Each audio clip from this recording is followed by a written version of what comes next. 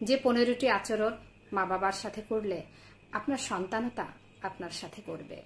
ঘরে ফিরে আগে মা বাবার সাথে দেখা করুন, সালাম দিন, কুশল বিনিময় করুন, কিছু সময় তাদের সাথে গল্প করুন। আপনার সঙ্গ তাদের আনন্দ দেবে।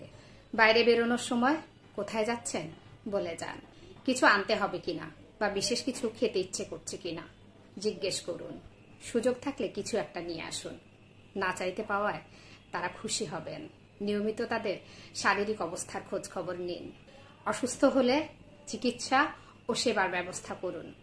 বয়স বাড়লে মানুষ দ্বিতীয় শৈশবে চলে যায়। তাদের শিশুসুলভ আচরণে অসহিষ্ণু বা ক্ষুব্ধ হবেন না। এ সময় তাদের প্রতি আরো সহনশীল ও সমমর্মী হন। মতের অমিল হলেও মা বাবার সাথে তর্ক করবেন না।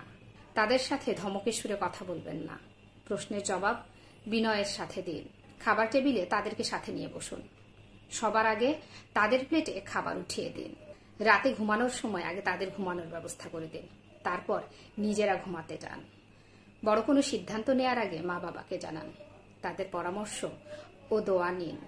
মনে রাখবেন, আপনার ধ্যান ধারণা সমকালীন হলেও জীবন ও জগৎ সম্পর্কে তারা আপনার চেয়ে অভিজ্ঞ। বাসায় কোনো অনুষ্ঠানের আয়োজন করলে তাদেরকেও সম্পৃক্ত করুন। বৃদ্ধ হয়েছে বলে তারা এখন বোঝা, অপাংতেয় বাসার কারো আচরণে যেন তা প্রকাশ না পায়। মা ও অবসরপ্রাপ্ত বাবাকে নিয়মিত বিনয়ের সাথে হাত খরচ দিন। সাপ্তাহিক ছুটির দিনে আপনার ব্যক্তিগত কাজের ফাঁকে তাদের জন্য সময় রাখুন। তাদের পছন্দের খাবার রান্না করুন বা তাদের নিয়ে বেড়াতে যান। মেলা, উৎসব, দাওয়াতে তাদেরকে সঙ্গে নিন। গুরুত্বপূর্ণ বা পারিবারিক বিষয়ে তাদের সাথে আলাপকালে আগ বাড়িয়ে কথা বলবেন না। তাদের সিদ্ধান্ত, আদেশ নির্দেশ আপাতত অপছন্দনীয় হলেও তাৎক্ষণিক প্রতিবাদ বা প্রতিক্রিয়া ব্যক্ত করবেন না। কোনো অন্যায় বা ভুল করতে দেখলে বিনয়ের সাথে তা বুঝিয়ে বলুন। তাদেরকে শুধরে নিতে সাহায্য করুন। জীবন সায়ান্নে সন্তানের কাছে থাকার আকুতি তাদের মাঝে সবচেয়ে বেশি থাকে। এ সময় তাদেরকে আপনার থেকে দূরে গ্রামে বা শুধুমাত্র গৃহকর্মী দিয়ে পরিবেষ্টিত করে রাখবেন না। শিশু বয়সে আপনাকে তারা যেভাবে আগলে রেখেছিলেন, তাদের শেষ বয়সে আপনি তাদের ঠিক সেভাবেই আগলে রাখুন। বোঝা মনে করে তাদেরকে বৃদ্ধাশ্রমে পাঠানোর কথা ভুলেও চিন্তা করবেন না। জীবন যেমন স্বাভাবিক, মৃত্যুও তেমনি স্বাভাবিক। জীবন যেমন সম্মানজনক, মৃত্যুও তেমনি সম্মানজনক হওয়া উচিত।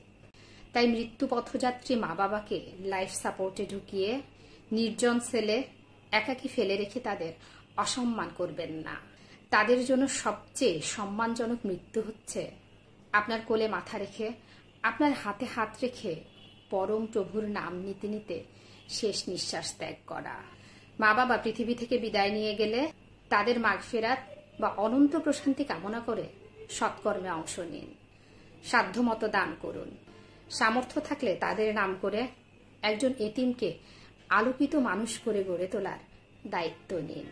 পারলৌকিক মুক্তির নিয়তে আল কোরআন বাংলা মর্মবাণী বিতরণ করুন। আপনার বেড়ে ওঠায় মা বাবার অবদান কৃতজ্ঞ চিত্তে স্মরণ করুন।